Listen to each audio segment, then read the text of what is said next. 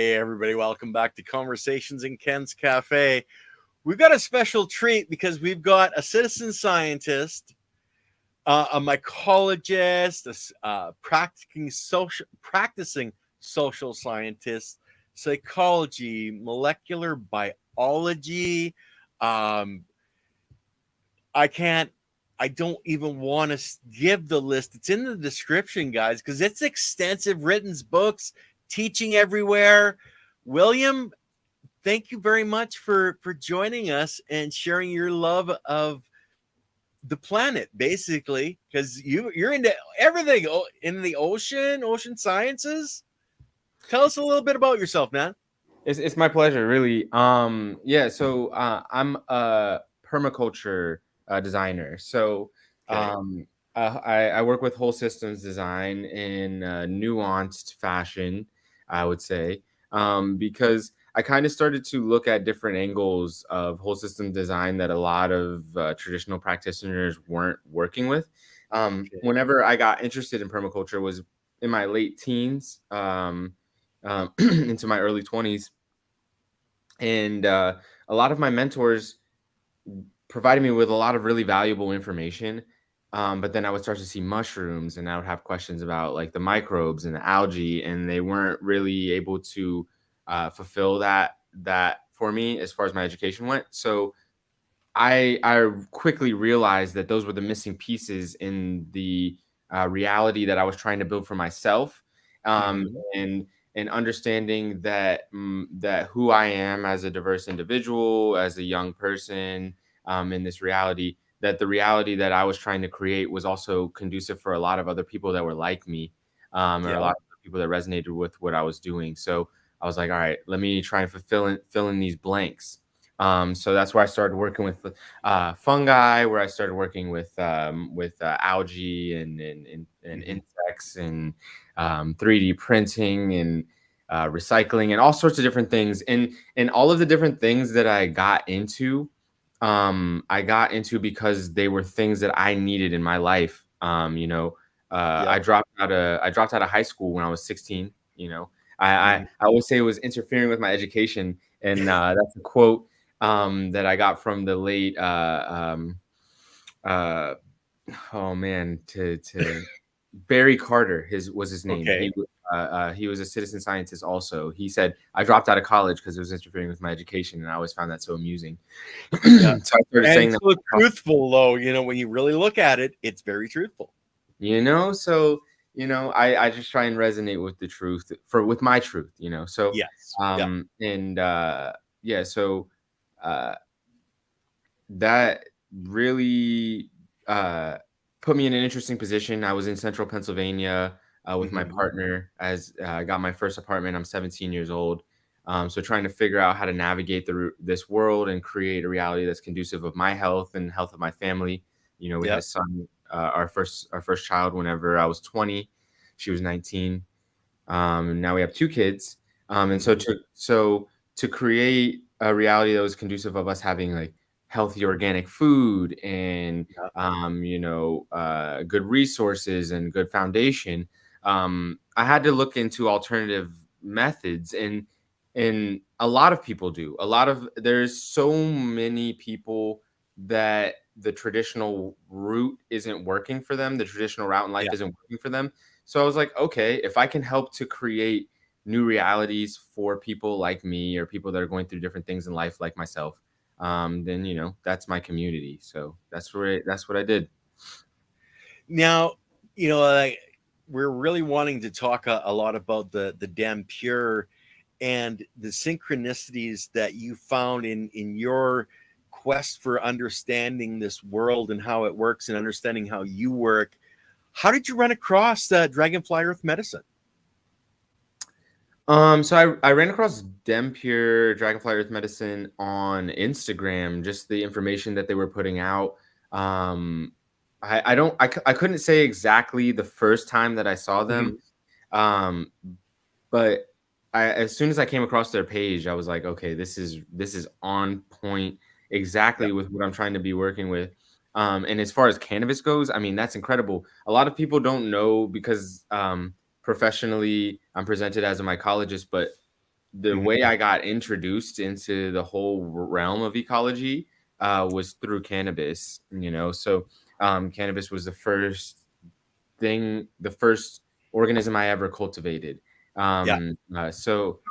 That relationship runs deep with me, and I had the good fortune of meeting uh oh my goodness, my brain is rattled right now. Kelly and Josh and Kelly. Josh and Kelly. Yeah, Yeah. I'm just yeah. There we go. There we go. Yeah, Josh and Kelly. Yeah, it's been a day. I've been up since very, very early getting ready for the Mother Earth News Fair. We're out in Erie, Cool. Pennsylvania right now. Yeah, so we got our booth all set up. I got the kids all taken care of. I was driving for like 4 hours. So excuse a little bit of my fogginess. But yeah, so I had the great pleasure of meeting Josh and Kelly at the Organic Cup in Michigan. Right. So that was last year. And since then, we've had a lot of communication, and I've had the incredible honor of becoming a DemPure certified educator, Oh, and we've just right been on. growing since then. And for me, uh, I had an interesting turning point in my life where I Okay. ran into some legal issues in Georgia for cannabis around the time I was 23 years old. Yeah. So from the time I was 23 until I was 26, I was dealing with all these legal issues, and I wasn't really able to engage in the cannabis space as an adult Yeah. until I was 26. And so as soon as all of that stuff was behind me, I really just went full throttle, and I was just like, okay, guys, I'm here. This is what I'm doing. Right Um, on. and I ended up getting up over into the Emerald Cup for sitting on a panel there. And that's really when I started to be able to engage. A lot of people started picking me up to get into these different cannabis events and everything. So Yeah. um, I think that's really whenever everything started to amalgamize into the connections between mycosymbiotics and dragonfly earth medicine.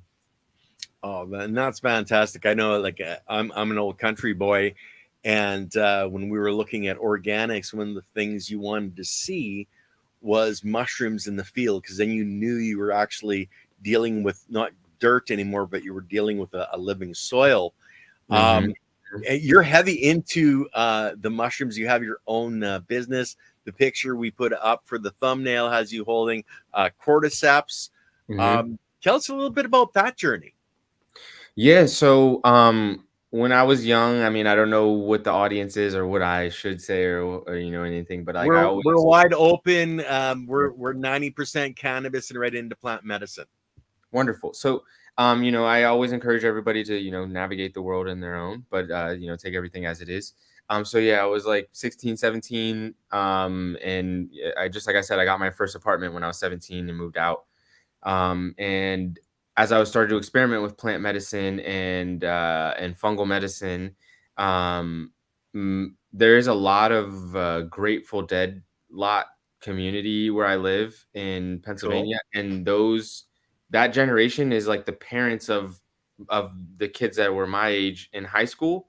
So there was a couple festivals that were like local festivals going around in Pennsylvania where those kinds of communities would connect. And and through that there was a lot of really good mushrooms and other things like that around where I Yeah, was. yeah. So there was it was around, and the first time I got some, my friend's like, okay, this is great, eat the whole bag and eat all the dust at the bottom. That's the stuff that really gets you where you want to go. And Yeah. so I eat all the dust at the bottom, and I'm going through my experience, and I'm getting all this crazy insight, and my stomach is just killing me. And this is like my stomach. I had stomach issues my whole life until I really started getting into like utilizing cannabis and things like this. Yeah. And I was like, what is this? What did I just eat? So I go on the internet. I'm looking up everything. I always looked up everything before I did it. But I'm like, how do mushrooms grow? And I saw that people grow them on manure and vermiculite. And I had already done hydroponics. So I was like, oh my Right. gosh, the little sparkly stuff that was in there was vermiculite. I just ate vermiculite and probably like animal manure. Who knows? Maybe it was coco coir. Hopefully it was coco coir.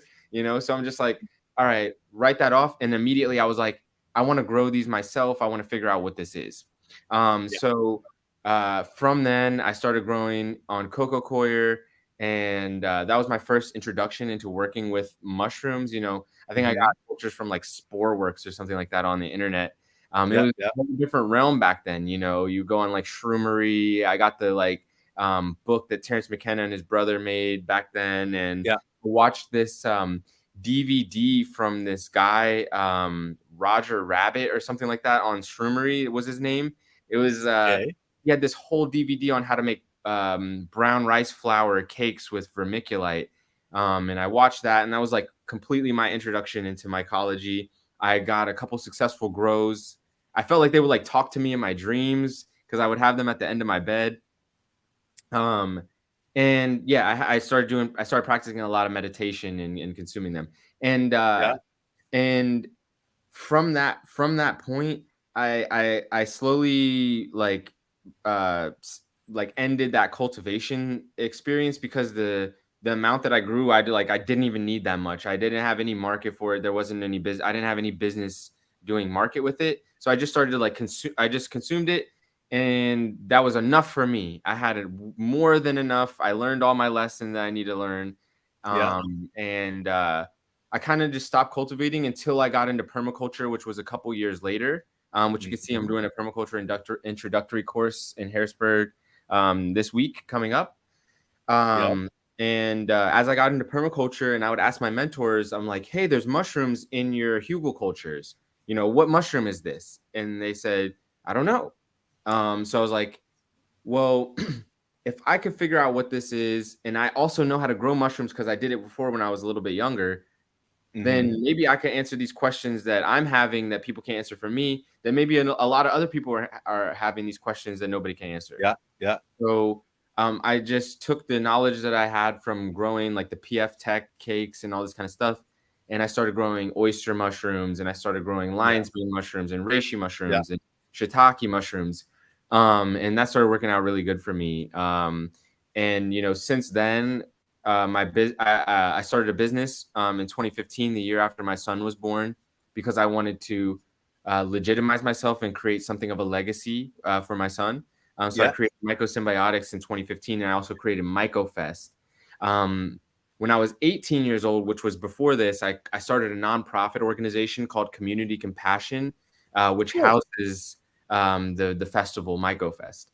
And yeah, so I started Mycosymbiotics, and since then, which was what the most successful first step in my business was selling cultures. Yeah. So I would go out in the forest. I would find wild mushrooms. I would bring them to my home lab, which was in a little spare bedroom I had. Yeah. I would clone them, and then I would sell them to people on the internet so people could have access to native cultures. Because one of the things I realized very early on is that most of the cultures that we were growing were from Europe or from Asia. So I was like, all right, let me give people access to North American cultures.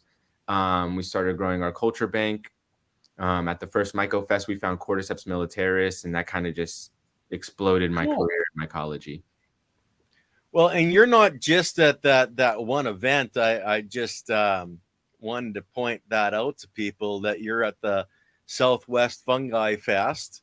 Mm-hmm, mm-hmm. Okay, and we actually had David on the show here probably about 2 months ago. So I'm Awesome. glad Yeah. to see there. David is an incredible guy. I love David and his family. Well, and what they're doing, putting together the a place where children can come and learn not just about mushrooms, but how to use a microscope, etc. I think Mm-hmm. that's just brilliant. I know you teach one through 12K and in the universities too. You're saying, Yeah. I've been teaching for students in K through 12, elementary school, high school, middle school levels, my entire career, and I have been teaching in colleges also throughout my career. I've taught for Cornell, small farms program. I taught at Penn State. Um, just to name a few, but yeah, it's been important for me to teach the youth about about eco literacy, how to be Mm. literate about ecology, Yeah. because that's their future. That's what the economy is going to be. That's what wealth is going to be. It's going to be understanding how ecosystems work, and especially about how healthy ecosystems work. And to understand that mycology has only been a science since 1969, and most people still don't know what mycorrhizae is, and most people were introduced into what mycorrhizae is was through Fantastic Fungi, and that documentary only came out publicly, I think, about 3 years ago, 4 years ago. So m- m- most common people didn't know that trees could communicate with each other, and that they could communicate with each other through fungi. And I think that is one of the most critical elements of our forest ecosystems, or of our natural ecosystems. And now the kids know how to say this. So, and if the kids know how to talk about mycorrhizae, by the time that they're adults, they'll be able to navigate the world of mycorrhizae in a whole different way from us just becoming introduced to it. Yes. So that's why I'm so focused on teaching the kids, because this is their future, and I want them to be able to engage with this. And then also, I'm creating industry in the ecological space. I want to create a lot of jobs Yeah. for people to be able to work in ecologically regenerative industries, instead of in antibiotic industries, or industries that are anti-life. I want kids to be able to have the skills in the language necessary to be able to get these jobs where they can work in an industry that's going to be more beneficial for the ecosystem. So, Well, and for themselves and everyone's future, because Mhm. with this understanding, we can actually bring healing back into our soils, our oceans. Um, we don't have that long, so that's why you and I are here now, trying to introduce people more into an understanding of what is going on. Now, have you interacted with Paul Stamets? Because I know he's been doing mushrooms and putting stuff on YouTube for quite a long time. Yes, I've had the great pleasure of working with Paul on multiple occasions. I got to meet Paul at a screening, one of the first screenings for Fantastic Fungi, Cool. in Telluride, Colorado, and that probably was in 2017, Yeah. I think. And yeah, he invited me over to his compound over at Fungi Perfecti in outside Olympia, Washington, and Yeah. um, you know, was very, very gracious with me and showed me a lot of his business and how everything was working there, and included me in some of the work that he was doing. And Oh, right uh, on. yeah, so yeah, Paul has always been great, and their business has sponsored our festival for a couple years. For about 4 years now, Fungi Perfecti Host Defense has been sponsoring MycoFest. Cool. Um, and yeah, he's really been, like, as far as like business stuff goes, in the past couple years, he's been really giving me incredible advice on how to Right on. navigate the world of business, because that was something that was unfamiliar to me. I Hmm. dropped out of high school. I was a hippie. I thought, money's the root of all evil. So I was like, with that mindset, I wasn't making any money. Hmm. And for the impact that I want to be able to have on the world, and for being able to get land access, because my family doesn't have land access, I need funds. So, Yeah. and I there's a lot that I've processed and that I've worked through myself that I haven't released to the world, Hmm. because whenever I started to work with cordyceps and release novel standards for production of cordyceps, I Hmm. watched wealthier individuals that I thought were my friends take advantage of me and my processes. And Hmm. if I was able to navigate business a little bit differently, I would be able to be receiving a percentage for the work that I did. And now I'm in that phase of my life where, everything's accounted for and the business is operating very well and we have employees and things like this. And Mm-hmm. that's all something that I had to learn, and I didn't go to school for it. Nobody taught me it. My parents didn't do business like this. My grandparents didn't do business like this. So it was all new to me. So for him to be able to offer me this advice and kind of help me to navigate in a certain way has been very, very helpful and invaluable to me in my career. And like Silly Lily saying, money is not evil, it's what you do with money that can be. And that's where you're creating something where you can help others, and in doing so help yourself as well. And that's the beauty of a regenerative mindset. You're not trying to take, you're trying to work with and give more than anything else, that people do. That's why Josh and Kelly and the Dem Pure and how they've made it free for everyone. You just have to work and qualify to be able to be there.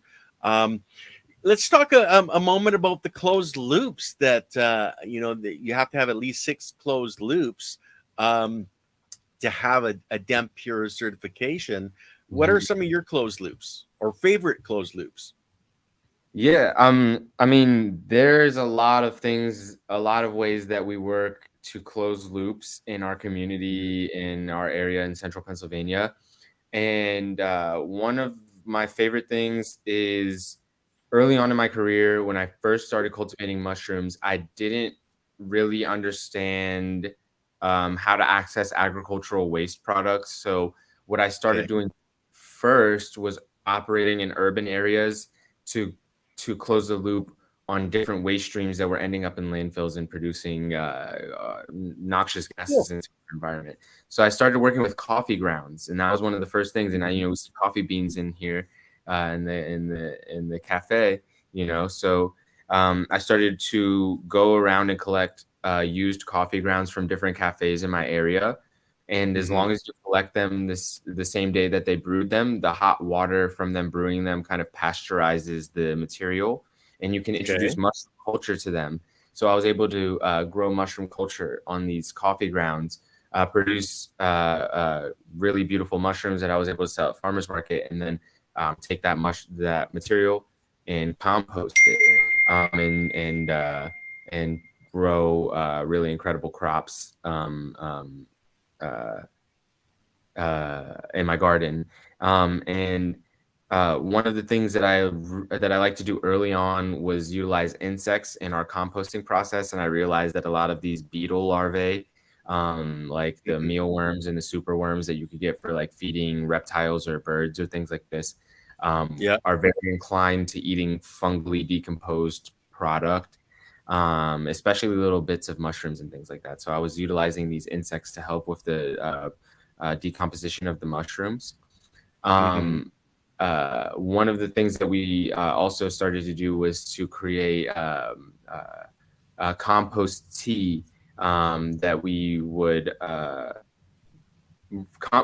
use red wiggler worms. We still do this to this day in one of our facilities over in Lemoyne, Pennsylvania. We use red wiggler worms Okay. in these worm farms, and we collect their tea that comes out from the bottom, that concentrated liquid that comes out from the bottom, and Yeah. we Leachate. those leachate that leachate, and we accelerate those microorganisms into a compost tea system, and we Mm-hmm. feed them and expand them out, and we will put the mushroom substrate once we're done growing our mushrooms into this tea. And once it becomes inoculated with those microorganisms, the worms just devour it, because it would take them way longer, weeks longer, to break this down. And then we're able to put that material back into our mushroom grow. That's one of my favorite systems for closing the loop in our Mm-hmm. mushroom grow. Um, we've been able to create biochar with a lot of the material from our local area as we clear out forests to start doing some forest agriculture. We've been able to Okay. take some of this material and make biochar. And for those of us that are in like the Northeast, Mid-Atlantic that are experiencing issues with ailanthus, or the tree of heaven that grows like a weed tree, when you cut this back, a lot of times it will shoot suckers out from the roots. So we've been Mhm. able to inoculate those stumps with oyster mushrooms, which will kill the tree off and then produce you lots of mushrooms by utilizing that rootstock to absorb moisture up. Um, Sweet. but that but that ailanthus, the material, we can the logs, we can use it for either inoculating with mushrooms by drilling holes into it, or making the Yeah. biochar, which we've been doing. In our farm, we've been utilizing some of that biochar for filtering out um, uh, dehumidifier water, which we then Yeah. run through an our system and recycle through our production. So those are some of the ways we close the loops. We work with insects. We work with composting systems to create soil. So Mhm. in almost all the food that we're growing in any of our gardens is fed with this material. Yeah. And Yeah, I mean, one of the big things that I'm working towards right now is this precious plastics model, because Okay. I've worked on 3D printers for many years. We started building 3D printers probably about 6 years ago, and the precious plastics is an open source blueprint for recycling systems that you can create from um, waste materials. You can build up these Okay. plastic shredders, molding systems, and then also filament extruders. So I set up a system in New Cumberland, Pennsylvania. I think this was about 3 years ago. We spray insulated it with hempcrete, Yeah. and the building's function was to be for children to bring in plastic, so they can shred it, run it through our 3D printers, and create new toys from their old material. So Sweet. yeah, that's really what we're working towards. We're right now operating out of an old Catholic school that's being remodeled into an eco village. Mhm. We're working on setting up this system there. We have a couple of 3D printers in there. We want to set up on our recycled plastic. So yeah, those are a couple of the ways that we close the loop on our farm. Um, just trying to think of a couple other different projects that we've worked on over the years. But yeah, we mostly just stick into our soil production with our mushrooms. Oh, we also in our new substrate for our mushrooms, we've been utilizing grain fines from Trogs Brewery. Okay. If you guys ever drank a Trogs beer, they have a vertically integrated brewery, and a lot of the sift that comes out through their brewery, we pick Mhm. up in big sacks and we bring in, and we utilize that as our supplement with our sawdust that we utilize to grow a lot of our gourmet mushrooms. Um, let's see. I mean, I also grow algae, which we've been able to grow with various wastewater product, which you can also grow with brewery wastewater. So, um, Mhm. and with our algae production, whenever we're producing any algae that's not human grade, we will Mhm. feed that to our chickens. Our chickens will be able to increase their omega fatty acid content in their eggs.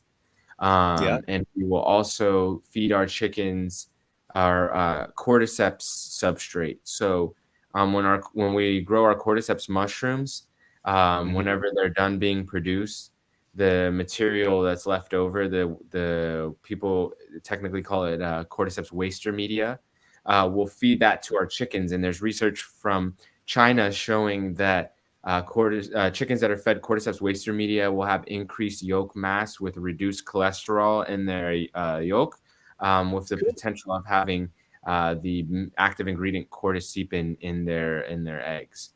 Mhm. you can create these really novel, beneficial eggs. We definitely We do feed. have a question. Are we talking spirulina as an We algae? do grow spirulina. Spirulina is one of the main cultivars of algae that I grow. Um, but I grow about 5 different species of algae, and I've been culturing many different species from our local environment. I wrote an ebook back in 2017 on algae cultivation, and uh, that's on our website on mycosymbiotics.com. And in there, I showed the 5 most beneficial algae for production. And it was the following year, I believe. So I released that book in 2017. And then in 2018, there was a federal algae bill um, that the U.S. government started recognizing algae as a crop that you can get crop insurance on, and you can get grants for. There's a lot more grants that opened up. So we also grow Haematococcus pluvalis, which is Okay. a beneficial algae for producing astaxanthin, which is one of the world's most potent antioxidant compounds that's on the market. It's up there with chaga mushroom and chocolate. And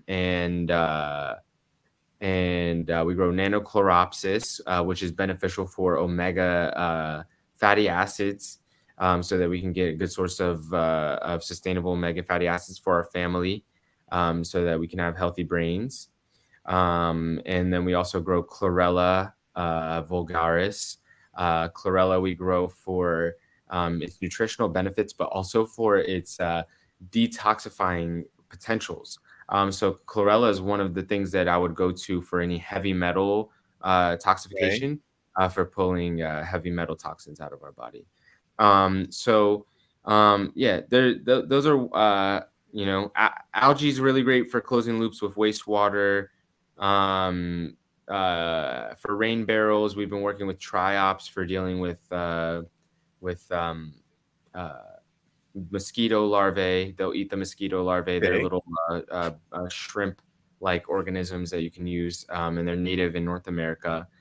We've been working on breeding those. I ran a couple breeding projects earlier this year. They weren't so successful, but I'm not going to give up on them.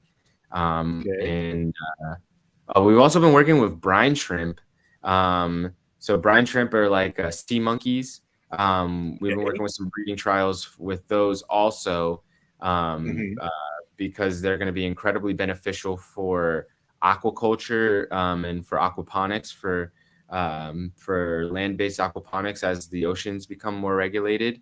They're a really great feed for fish, and you can gut load them with beneficial algae. And then this will also be Hmm. very beneficial because the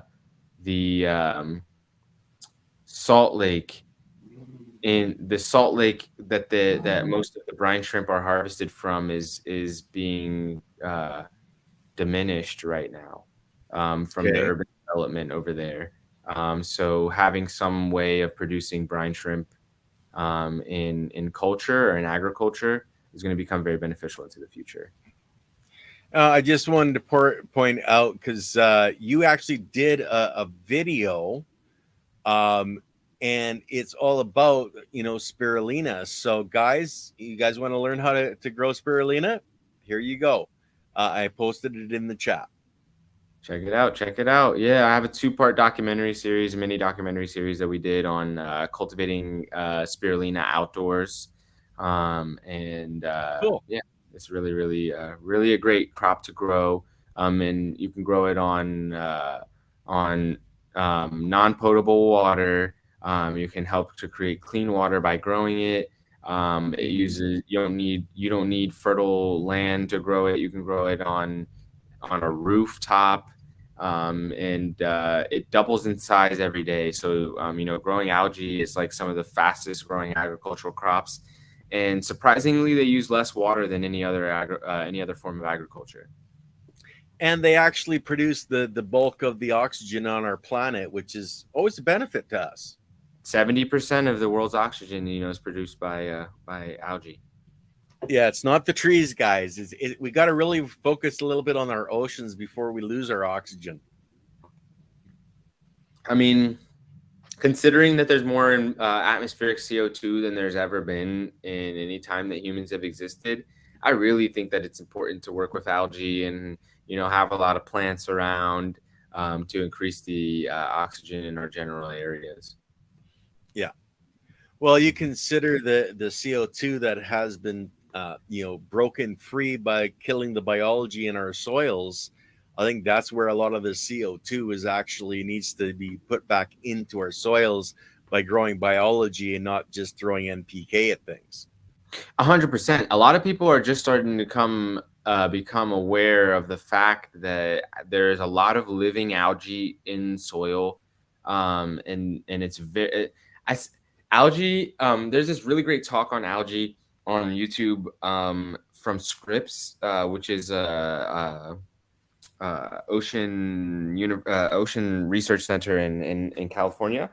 But the gentleman in the talk says algae is the pasturage of the sea. It's like the what everything grazes on. It's like the grass. It's the foundation Mhm. of the food chain. And to some extent, it's the same on land. I mean, I have this talk that I do called the biological alpha and omega, where I place Okay. algae as the alpha and fungi as the omega of ecology of living systems. With algae being the first photosynthesizing group, and then fungi being the first distinct large scale decomposing group, and then algae and fungi together evolve into plants, and then fungi evolves into animals. So I think that both, and then they together terraform. Algae creates oxygenic atmospheres for higher metabolic function, and then animals evolve. So I mean, I think that together these things create ecosystems, and I think that there's a lot to really explore there. And as far as like permaculture goes, I mean, I'm sure that a lot of people are into studying permaculture that are in this community. Yeah. The foundation of permaculture is biomimicry, is mimicking nature, mimicking the successes of nature. And if I'm to look to nature to create successful systems that I'm designing, I think that it's the most critical to look at the most ancient organisms that have had Mhm. the most extensive history of success. And with algae and fungi, I mean, you can't beat it. They've survived every mass extinction. Algae caused the first mass extinction. So with working with them, Willie Pawpaw seed. I was about to say, who's out here knowing the ancient, the old content. That's awesome. I used to plant pawpaw seeds around in Pennsylvania. But yeah, working with the ancient organisms is where you will find a lot of deep wisdoms. Well, you start with the very foundation of how our life was created, how everything was created on our planet, and it all springs down from the biology and the how a cell divides. Because without the cell division, we wouldn't be here. Nothing would be here. And that's where I always say it's all about the biology, because no cell is going to divide without it. And that's what you're talking about. You're talking about going back to that original biology and the plants that biology created, and mimicking that in our present day situation. Because you consider every element that's on our planet has been at one time or another broken down by biology to the molecular level. It's finding the right biology to break down, how we've combined the elements that is so hard. Yeah, my one of my mentors, Trad Cotter, he whenever I was younger, the first time I went to his laboratory, he showed me these petri dishes, Yeah. and on the different petri dishes had different levels of concentrations of different chemicals. Yeah. One of them had atrazine at different concentrations. One of them had glyphosate at different concentrations. And on the different petri dishes, he had different cultures of different fungi, and they had different growth patterns. And he was noting, sometimes at the higher concentrations, it took them a long time to grow across the dish. But after they would grow across the dish, he would send it in to Clemson, where he was going to school for analytical data. And Right. the fungi was able to break down these compounds. And sometimes it would take them a while to figure out the specific, genetic keys Yeah. and to create the enzymes necessary to break down these compounds. But, within their extensive history of being alive on this planet, they're the grand chemists of biology. I mean, they can figure out all of these different combinations. They have molecular scissors, Basically, yeah. per se. Yeah, to release these enzymes and metabolites and break these things down. So he was working with novel metabolites and enzymes, which I think is one of the most underappreciated aspects of this whole mycological renaissance that's going on right now, is the beneficial enzymes and metabolites that these mushrooms are producing. And he did this with the glyphosate, with the atrazine, a few other compounds, and then also with strep throat cultures, streptococcus cultures. So he would take sterile blocks of shiitake mushroom and introduce different swabs of streptococcus into the culture. And within 24 hours, they would release a novel antibiotic that was DNA specific to the strep culture that he put in. So, if I sneezed on you, the strep throat would change and it would mutate to be able to live in your body because you're different than me. So if you were to take your swab from Horizontal you, gene transfer. if you want to go all the way there, I mean, it goes deep, and we're experiencing this faster and faster than we ever have before. And one of my great friends, Matt Powers, and if you should get him on We the show. actually had him on the show yesterday, on a different show yesterday. Yeah, incredible. He's an incredible resource. Him and I have been talking about how some organisms have cryptic organisms within their genes. So there's some organisms that, if within the right environmental conditions, can like code another organism out of them, which is something that we're really starting to get a grip on. Basically, quorum sensing and you look at the speed of how some biology replicates and can make the genes change, and look at the DNA structure that it has access to in the water molecules. You can change things really, really fast with biology. 100%.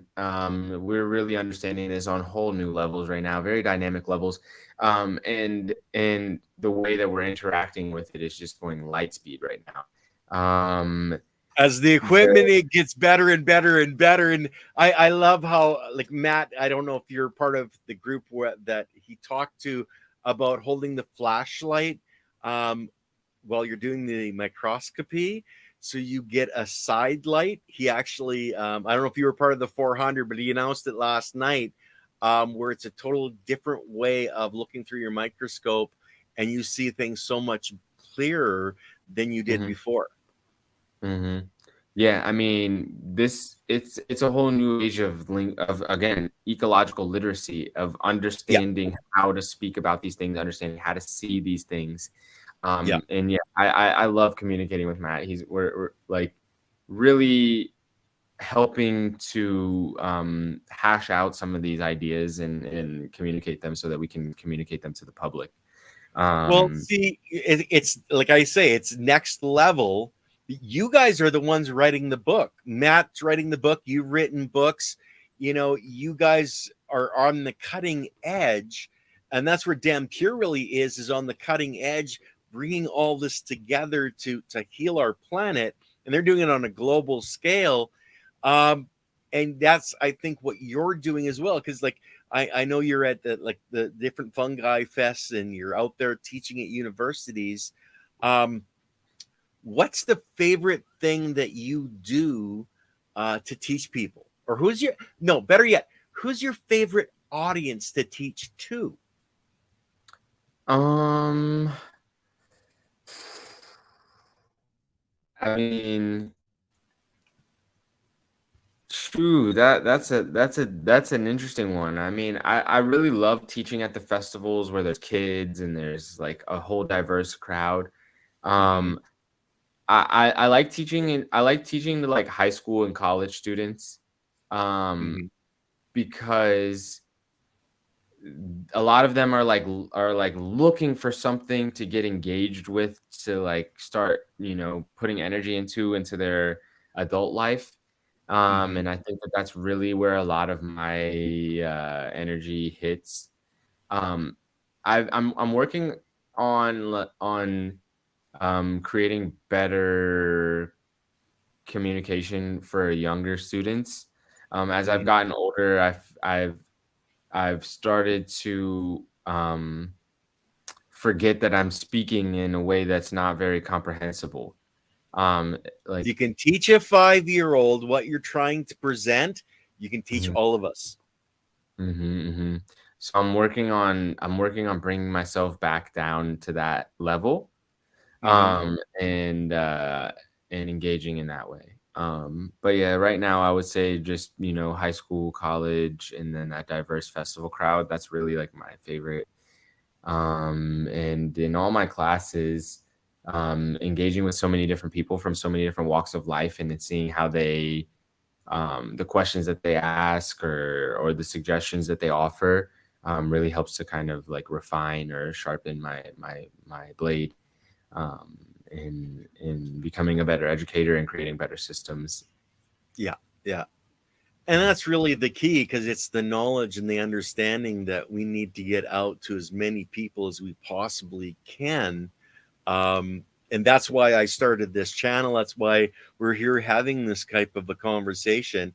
And actually, we have supposedly the world's leading expert on glyphosate on with Leighton Morrison and Dr. Av Singh this Monday. Stephanie, oh, and I'm not going to try to.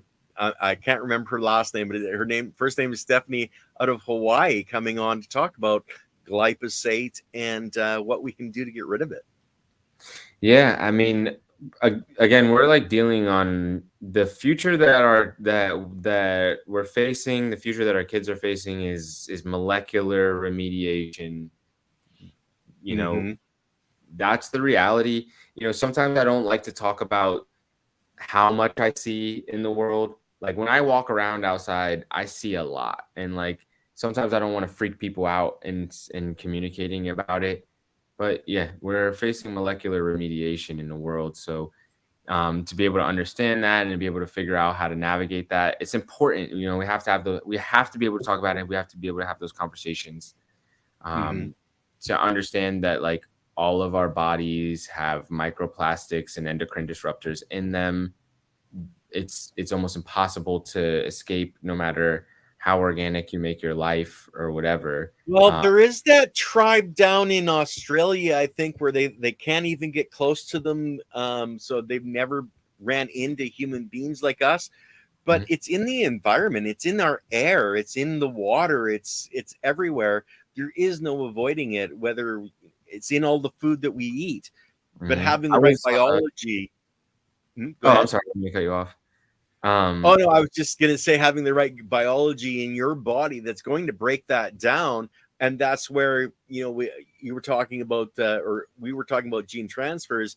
mhm, Quorum sensing is another way in the soil that works, where the biology creates something that's not even in the soil structure to put into the soil structure to take care of that. It's like the mycorrhizae creating that specific combination of elements in an enzyme to break down a granite rock. mhm, mhm. It's the and we don't even, like, a lot of people don't even know about ocean fungi. There's fungi at the bottom of the ocean drilling into rocks. Yeah. It's the biology and the ecology. Like Paul Stamets has said in many of his talks, um, biodiversity is biosecurity. And as we create these more biodiverse ecosystems with more trees, with more incredible microbiomes on them, with incredible animals and fungi around them, inoculated with the right mycorrhizae, and that's our barrier around the edge of our properties and around the edge of our communities, instead of just streets that are open for any kind of pathogen to like wash through. I think those Mhm. are the founding defenses. And I was up at World Oceans Day at the United Nations, I think like Cool. 3 or 4 weeks ago.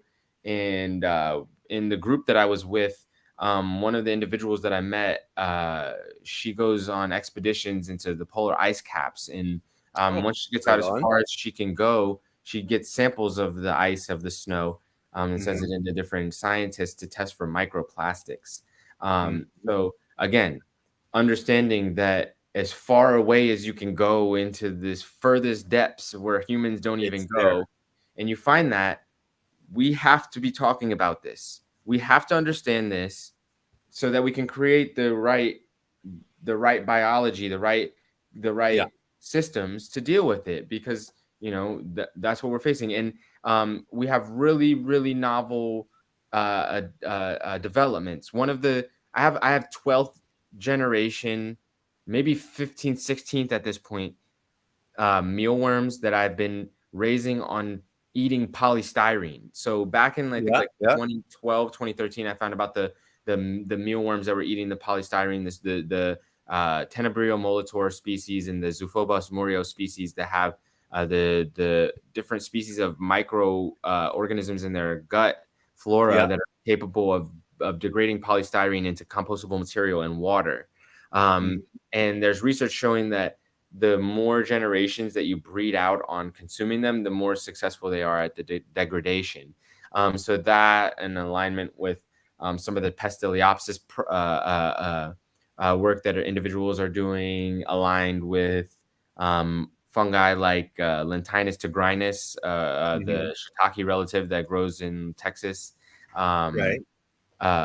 we have fungi that are capable of remediating endocrine disruptors. We have beetles that can eat plastic, that can eat styrofoam.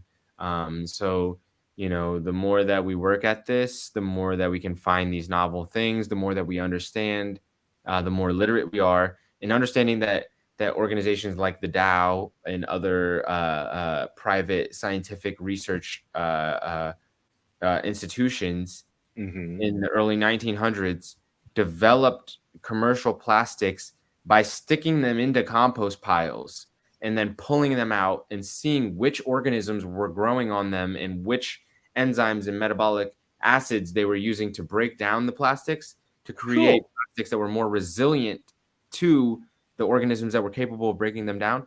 That's when we understand what we're facing. But there's still something, there has to be something out there that's also evolving into this modern moment around the Yeah. things that we keep throwing.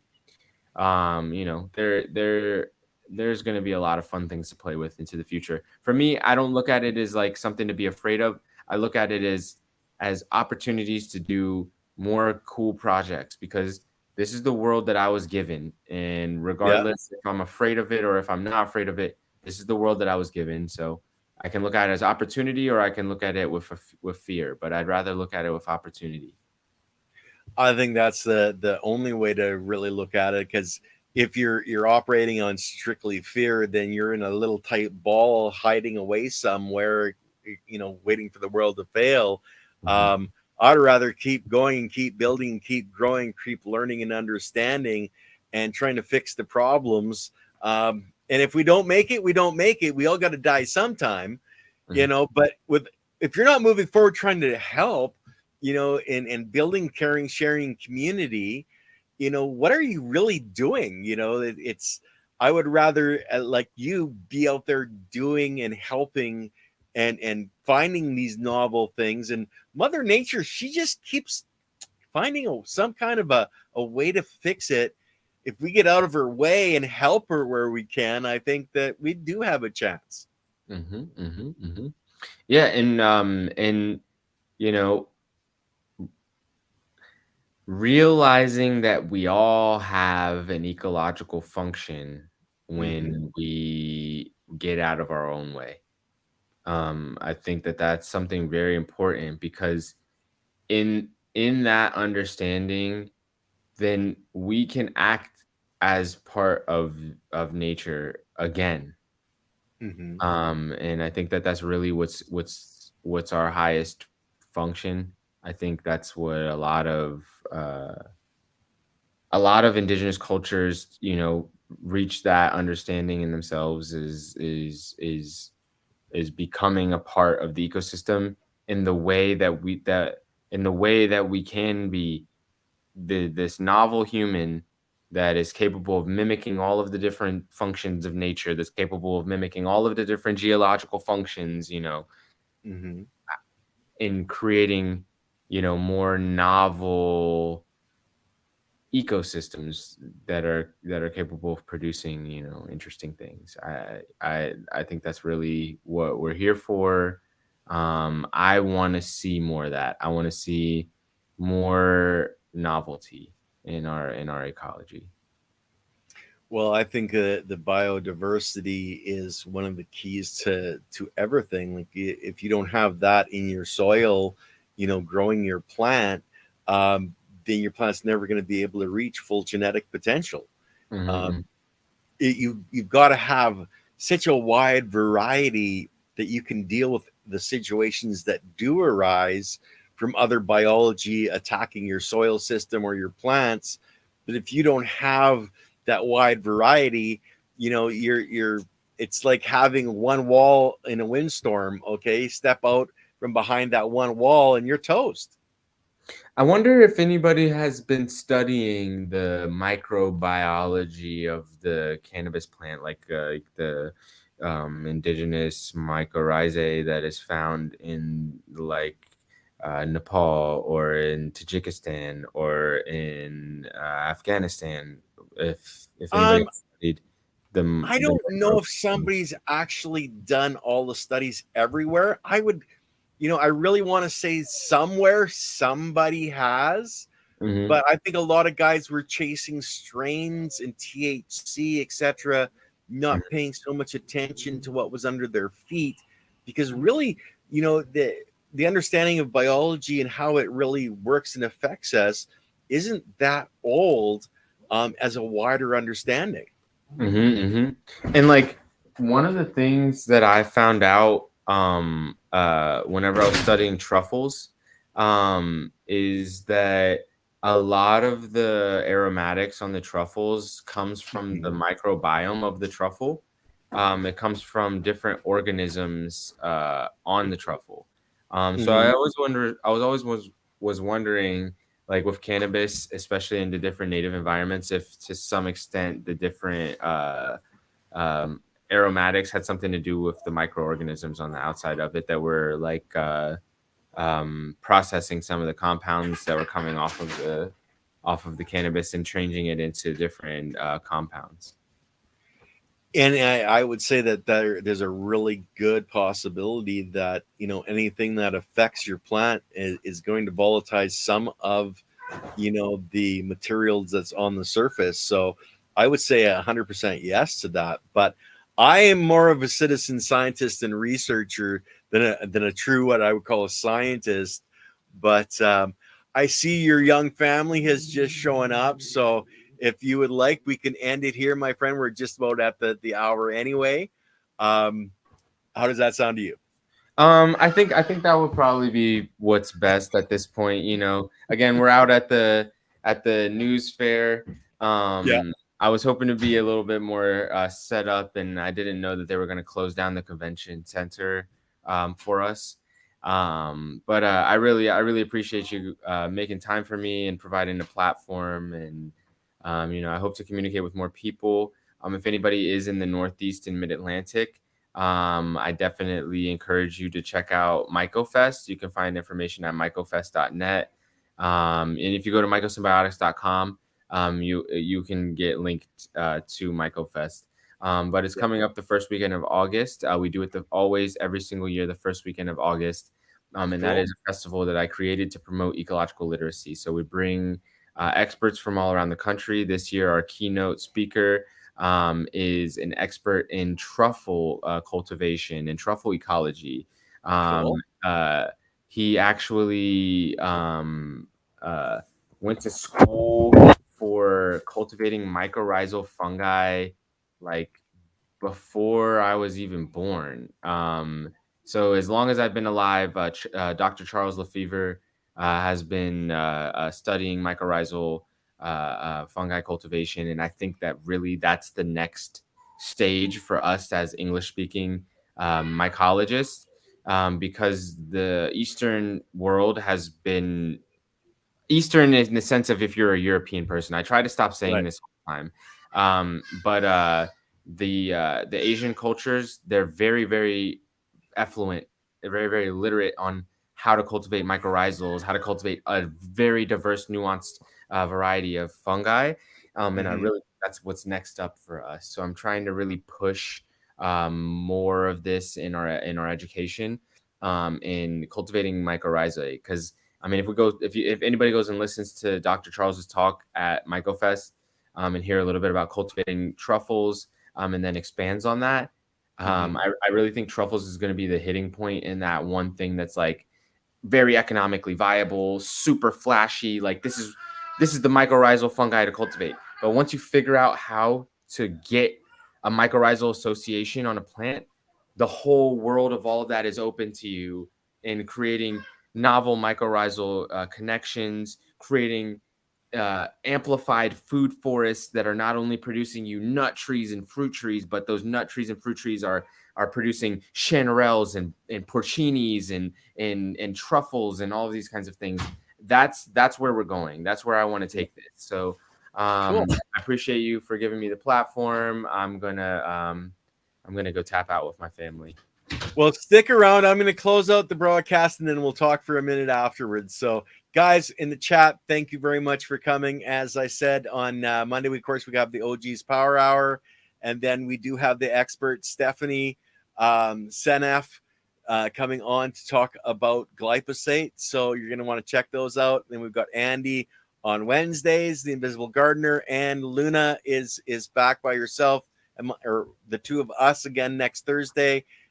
Stay tuned for the guests there. So, guys, we'll see you again soon.